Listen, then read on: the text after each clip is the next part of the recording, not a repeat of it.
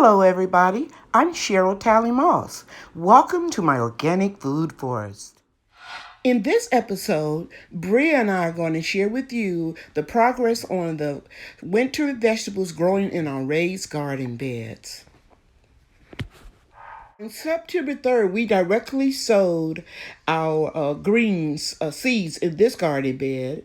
And the garden bed that you're looking at right here, we transplanted our seedlings that we started a few weeks earlier. Okay, guys, so it's reveal day. And I pulled the insect barrier covering back on one side so I can show you how beautiful all of my greens that I grew from seeds are doing. And they have grown incredibly large. Wow, look at that. Just beautiful.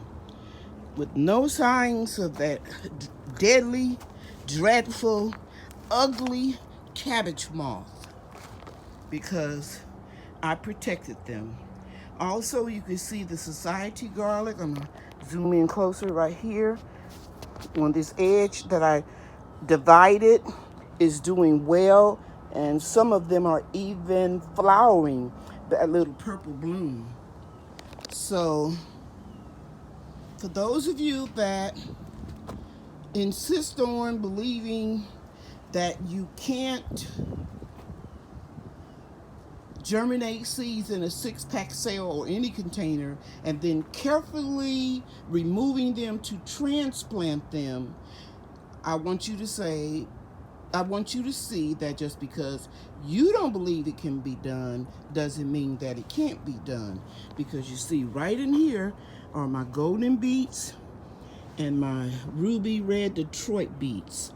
And I'm going to show you a bed in a few minutes that was planted the same seeds 2 weeks later by the direct sowing method, as opposed to these that I started in a 6-pack sale. You have to very gingerly and carefully remove them. I think the years that I've been a hairstylist and a cosmetology educator at beauty colleges has allowed me to have good dexterity in my fingers, and I can very gently separate roots of seedlings and put them in the ground. And I know that the sooner that I can get them down into the ground, into these raised garden beds, the more growth I will have. And let me back up and say this, because I just made a serious mistake. These were not direct sown in the bed. Everything in this bed was transplanted from 6-pack sales that I started. And let me just move over here and let you see that bed right there. Those are the ones that I directly sowed the seeds. And they have tremendous growth on them as well. But I'm going to cover this back up because it's going to rain in a few minutes. And and just let them continue to grow. Because I want to get as much growth on these greens so I can harvest them and pressure can them before we get a hard freeze.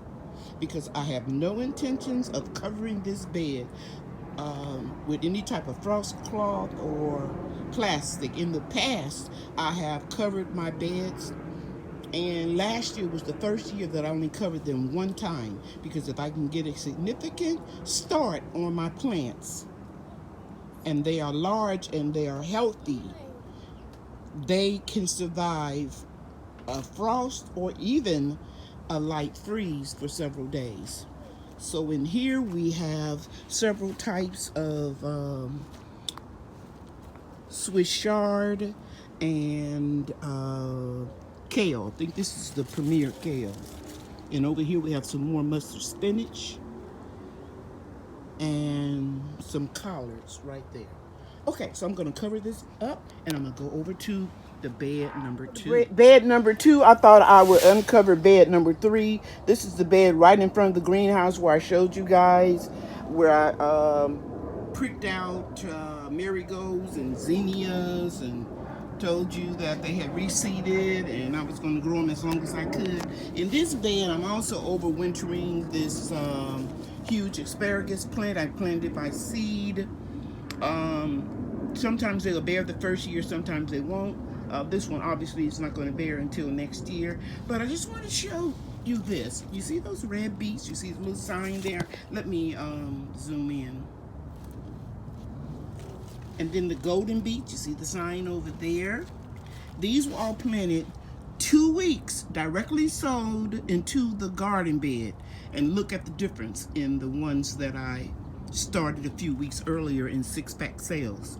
So, it's up to you how you decide to grow. I see spinach is barely coming up. Spinach is a crop that will take a long time to germinate. And if it doesn't, I see a white fly, doggone it. If it doesn't germinate, don't worry about it, because come spring it'll germinate. So I'm pleased with this progress.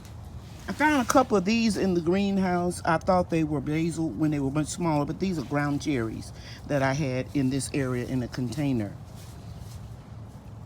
And those are some beets. So just gonna leave everything as it is. I pricked some of these out and put them in a pot in the greenhouse, but I'm just gonna let those stay. And I believe right here, this plant is a milkweed seed, because I did have that germinated and obviously growing, because I did have some in this bed. Okay, I'm going to spray this bed because I saw one white fly, and then I'll show you the next. Hey, Bria's moving the bricks for me today. Move them back, sweetie. Just move them back. Just put them down right there.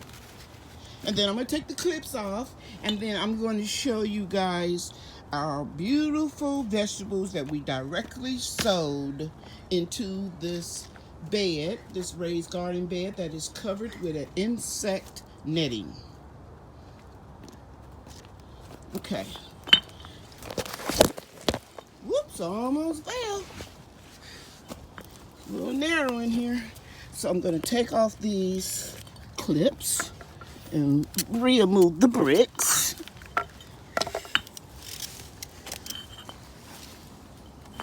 Move the bricks back, baby. Move them off of the net. Good job. Hey, Bria's moving the bricks for me today. Move them back, sweetie. Just move them back. Just put them down right there. And then I'm going to take the clips off, and then I'm going to show you guys our beautiful vegetables that we directly sowed into this bed, this raised garden bed that is covered with an insect netting. Okay. Whoops, almost there. A little narrow in here. So I'm going to take off these clips and remove the bricks.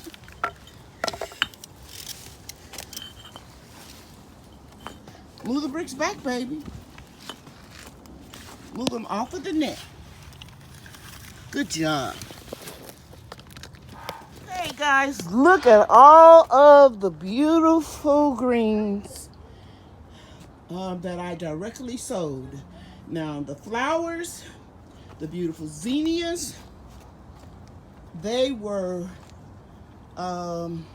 self-seeded flower, zinnias that I pulled out of various garden beds and transplanted them over here. But you guys can see we have beautiful turnips, mustards, few collards, red Russian kale, and blue dwarf curly kale. And let me zoom in a little closer so you can get a good look. Dwarf blue curly kale, red Russian kale. We have a little Swiss chard and collards in here, as well as turnips and mustards. I am very, very happy with my tremendous growth. Okay, Now I'm going to cover this up because it's getting ready to rain. Here with you right here. These are some Mexican petunias. I'm going to leave them here and I'll pull them up in the spring and plant them where I want them to be. Squash bug. This is what it looks like.